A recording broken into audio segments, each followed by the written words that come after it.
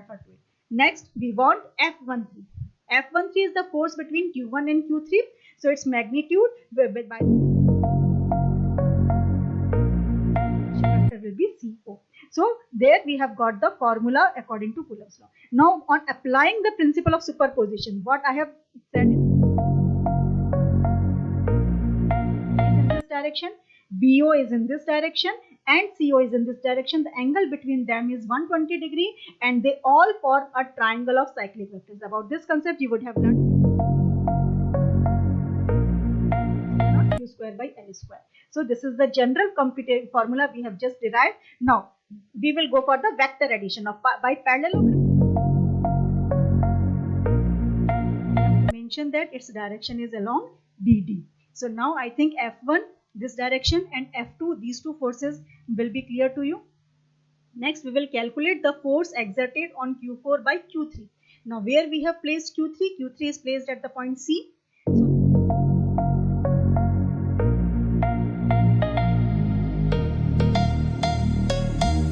Next topic is principle of superposition, that is forces between multiple charges.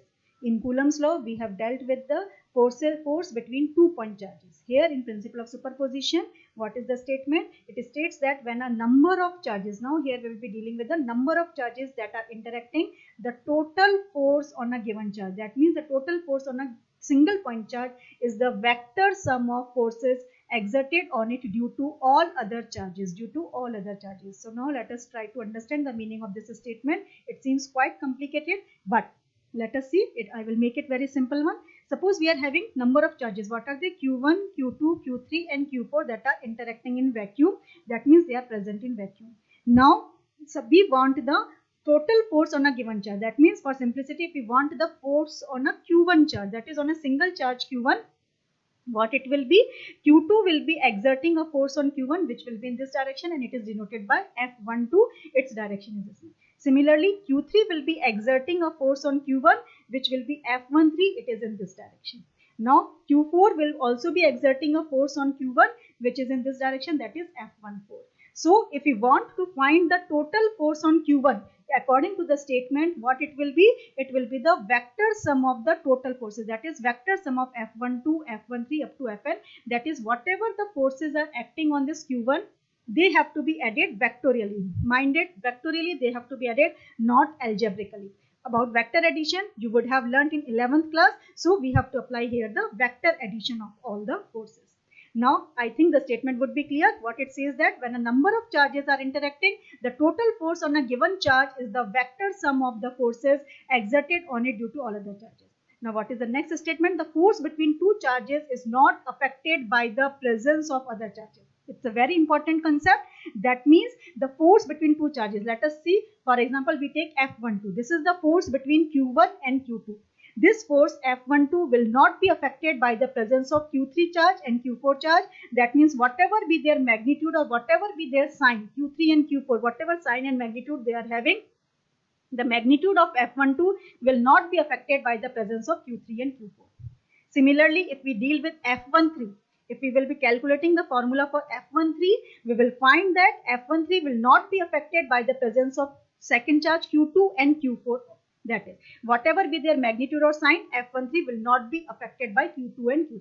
Similarly, if we are dealing with F14, which is the force between Q1 and Q4, this F14 will not be affected by the presence of Q2 and Q3. It remains unaffected. That is, the force between two charges is not affected by the presence of other charges. Whatever n number of charges we are having in space, the individual force, that is between Q1 and Q4, between two charges, will not be affected by the presence of other charges. Next, we are having the mathematical formulation of this principle of superposition using Coulomb's law. Let us see what we can do. For that, let us try to understand the simple figure. Here, what we are having, the n point charges, that is Q1, Q2, Q3. Q1, Q2 and Q3, they are placed in vacuum, and with respect to origin, their position vectors are R1, R2 and R3 respectively. Now, this Q2 will exert a force on Q1 in this direction, which is F12. Similarly, Q3 will exert a force on Q1, which is F13 in this direction. Now only two forces are acting on Q1, that are F12 and F13. So what will be the total force F1? It will be the vector sum of F12 and F13. So for that, let us try to find out the magnitude and the value of F12. So according to Coulomb's law, what will be the formula for vector F12? From the article Coulomb's law in vector law, I have already explained this concept. You may refer to that video. Here vectorially the Coulomb's force will become 1 upon 4 pi epsilon naught Q1 Q2 upon R12 square. What is this R12? R12 is the unit position vector between Q1 and Q2. The meaning of this statement I have already explained in my previous video. If you have any doubt, you may please refer to it. Next, we want F13. F13 is the force between Q1 and Q3. So its magnitude, by the help of Coulomb's law in vector notation, it will become 1 upon 4 pi epsilon naught Q1 Q2. It will become Q1 Q3 upon R13 whole square. R13 square, where the unit vector will be pointing from R13, that is Q3 to Q1. So this one will be R13 and this one will be F12. According to the principle of superposition, now we will add these two forces vectorially. So what will be the net force? F1 will be the vector sum of F12 and F13. So this is all about your principle of superposition. Next, we have certain key points. So what are the key points for this particular figure? That is for the principle of superposition. First key point is Coulomb's law gives us force between 2 point charges. So Coulomb's law dealt with 2 point charges, whereas principle of superposition enables us to find out the force on a point charge due to a group of point charges. That means if we are having a number of point charges Q1, Q2, Q3, Q4, whatever the number of forces, that is F12, F13 and F14, these forces can be computed on a single point charge. The third is, this principle is based on the property that the forces with which two charges attract or repel each other are not affected by the presence of other charges. That means, the meaning of this statement I have already explained earlier. Let's see it again. That means F12 will not be affected by the presence of other charges, that is Q3 and Q4, whatever be their magnitude or sign. Similarly, F13 will be unaffected by the presence of other charges, that are Q2 and Q4. Similarly, F14 will not be affected by the presence of Q3 or Q2. So this is the key. These are the key points. Next, go for the numericals. So first numerical based on this article is, consider three charges Q1, Q2, Q3 each equal to Q at the vertices of an equilateral triangle of side L. What is the force on a charge capital Q with the same sign as small q placed at the centroid of the triangle?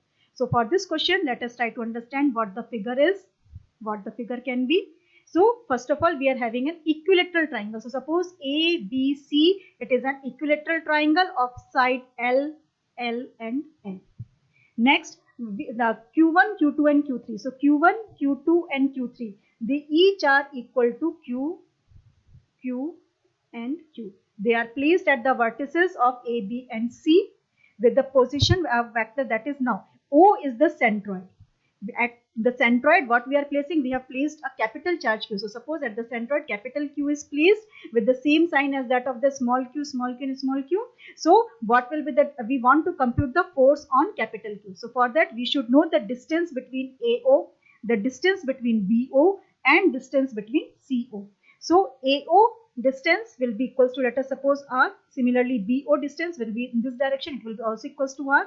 Similarly, CO, which is in this direction, it is also equals to R. So we have got all the distances. Now let us calculate the force on charge capital Q due to Q1. So now Q1, which is placed at the point A, it will be exerting a force of F1, which is in the direction of AO. So its magnitude we can find with the help of Coulomb's law, which will be 1 upon 4 pi epsilon naught Q Q1 upon AO square, where AO square is the distance between the 2 point charges. Here we have taken in general notation. After that, we will put their respective values, and it is and in this AO is the unit vector pointing from A to O. Similarly, if we will find the force on charge capital Q due to Q2. Now where Q2? Q2 is at the point B. Now this Q2 will exert a force F2, which will be in this direction, and its formula we can have 1 upon 4 pi epsilon naught Q Q2 upon BO square, because the distance between Q2 and capital Q is BO and its unit vector will be along BO. Similarly, what is the third charge we are left with? So it will exert, that is this charge at C, that is Q3, will exert a force of F3 in this direction, whose magnitude will be 1 upon 4 pi epsilon naught Q3 upon CO square, which is in the direction of CO, and unit position vector will be CO. So there we have got the formula according to Coulomb's law. Now on applying the principle of superposition, what I have said it earlier is that total force on this capital Q charge, which will be F. So what will be the formula? It will be the vector sum of F1 plus F2 plus F3. Now let us see what will be the vector sum. So we have to add all the formulas, that is F1 plus F2 plus F3.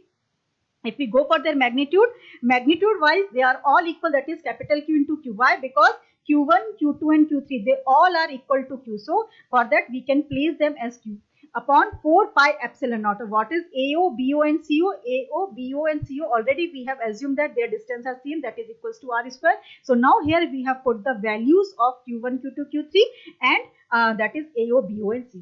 After that, here vectorially we have to add. So the unit vector AO, unit vector, unit position vector BO and unit position vector CO, they are being added.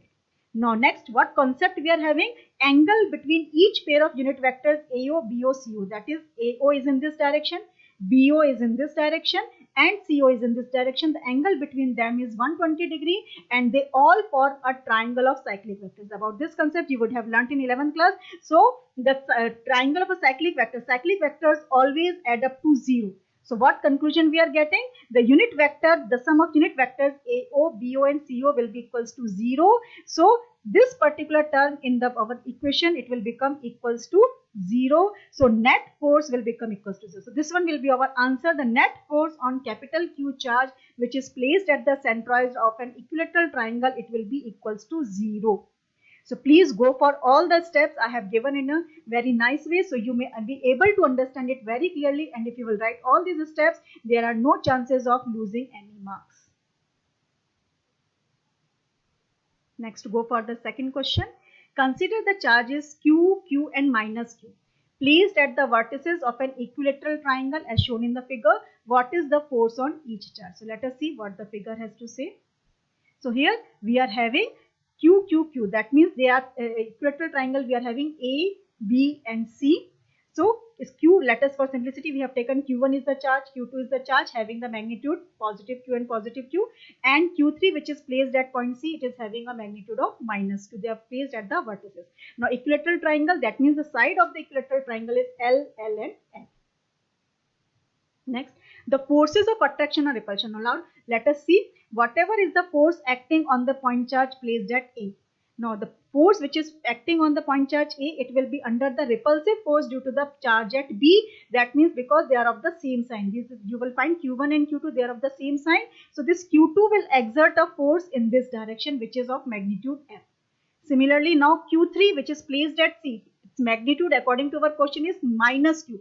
So this negative charge Q3 will attract the charge at A, that is Q1, in this direction. So this will be the force on A due to the negative charge. So if we want to compute the force on Q1, its net force will become F1 and their magnitude will be the FF magnitude. That is, it is acting at a distance of L whose point charges are Q and Q. So what will be the magnitude? It will become 1 upon 4 pi epsilon naught Q square by L square. The point charge at A is under the force of attraction due to Q3 and it is under the action of repulsion due to the charge at B, but whose magnitude will be 1 upon 4 pi epsilon naught Q square by L square because the separation between these charges are L and L. Similarly, if we want to find the force acting on B, so this B will be under the repulsion force of due to A, which is in this direction, and the attractive force F will be acting in this direction whose magnitude will be the same one. Similarly, if we want to compute the force on charge C, which is Q3, that is negative. Now, negative charge will be attracted by the charge at A and it will be attracted by the charge at B because they both are positive. But magnitude will be the same, which is F, because they are separated at a distance of L and their magnitudes are Q and Q. So, again the formula will be, so this is force of attraction and repulsion. Whether we are having attraction or repulsion, the magnitude will be the 1 upon 4 pi epsilon naught Q square by L square. So this is the general computative formula we have just derived. Now we will go for the vector addition. Now by parallelogram law, net force on Q1. Now we want to find the net force on Q1, which is F1. Now this F1 will be the vector sum of this F and this F. Two F's that are acting and their angle between them, because their exterior angle to the equilateral triangle, so it will be 120 degree. So vector addition if we will apply, so what will be the magnitude? Under root of f square plus f square plus twice of ff cos 120 degree, and its direction will be pointing along BC. Mind it, here they are pointing in this direction, which is the direction of BC. On solving this, putting the value of cos 120 degree as minus 1 by 2, what we will be having is that under root of, we will be having 2f square minus of f square. We will be left with this term. So it becomes simply the under root of f square. On removing the under root, we will get f and simply f, and the direction will be along BC. This is acting along the BC side of a equilateral triangle. So this is the magnitude as well as the direction, the force acting on the F1, that is Q1 charge. Similarly, by parallelogram law, net force on Q2. Now let us see what is the net force on Q2.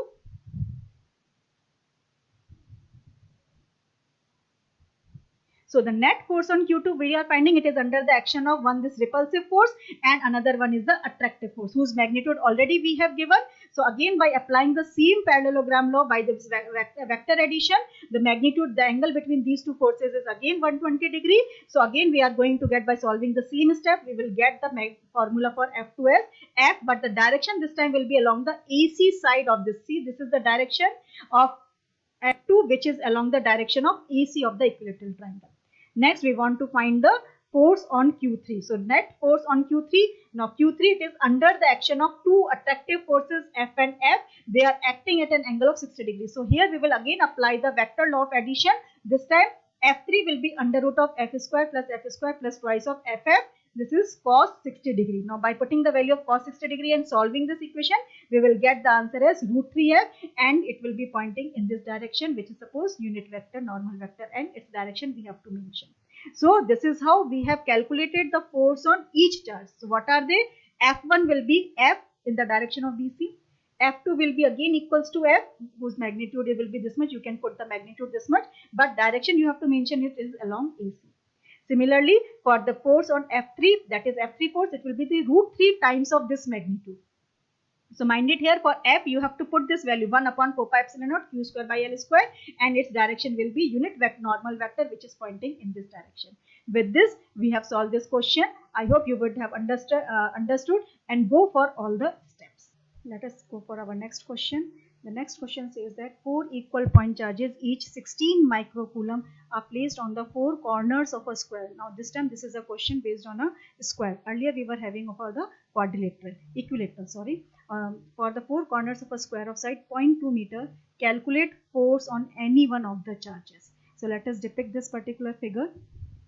How we can say, let us suppose we take a square ABCD and calculate the force on any point charge, suppose which is Q4. So let us take the how to see the figure A, B, C and D. This is the square on which we have placed a charge Q1, Q2, Q3 and Q4, each of magnitude 16 microcoulomb. Now the side of the square is 0.2 meter, and everywhere we are having 0.2 meter. Now if we want to calculate the charge on Q4, now the Q1 will be exerting a force on Q4 in the direction of, that is AD, which is called as the F1 force. So first of all, we will calculate the magnitude of the force exerted on Q4 by Q1. How to find this magnitude? We can find this magnitude by the help of Coulomb's law, which says that 1 upon 4 pi epsilon naught Q1 Q2 by R square. Now this is the standard formula. Throughout our video, I have been referring to this particular formula. So this time I am directly putting the values. So what we are having, 1 upon 4 pi epsilon naught is 9 into 10 to the power 9. Q1, Q2. Here we are having Q1 and Q4. That means the two charges whose magnitude is 16 into 10 to the power minus 6 coulomb. Here we have converted the 16 microcoulomb to the SI unit. So we have to put 16 into 10 to the power minus 6 and again 16 into 10 to the power minus 6 upon R square. So what is R square? R square is the distance between the 2 point charges. So here the distance will be the between A and B, which is 0.2. So we have to do the 0.2 ka whole square. On solving this part, we will get the value 57.6 Newton, and it's in the direction along AD. So we have to mention the direction as well. Next, we will calculate the force exerted on Q4 by Q2. Now where we have placed Q2, Q2 is placed on the point B. Now what will be the formula? The formula again will be based on Coulomb's law. So here 1 upon 4 pi epsilon naught we will put as 9 into 10 to the power 9.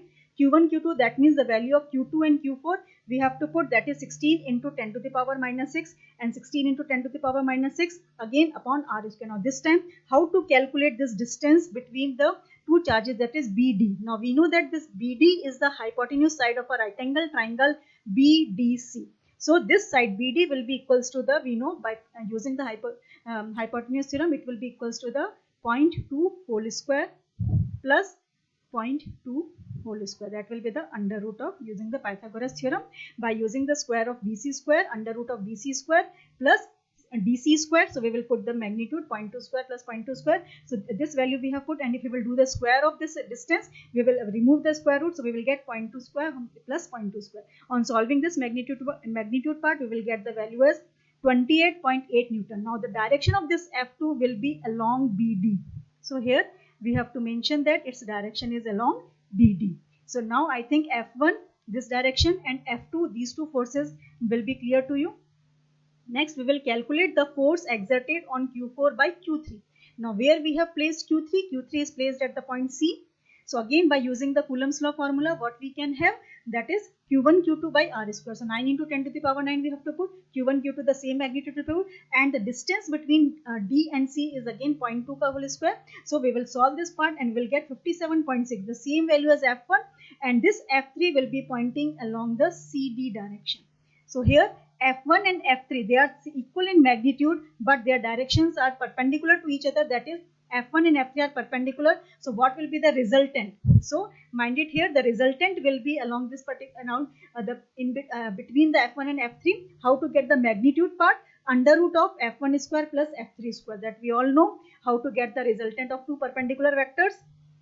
So by putting the magnitudes of 57.6 whole square plus 57.6 whole square, we will get the value as 81.5 Newton, whose direction will be along BD.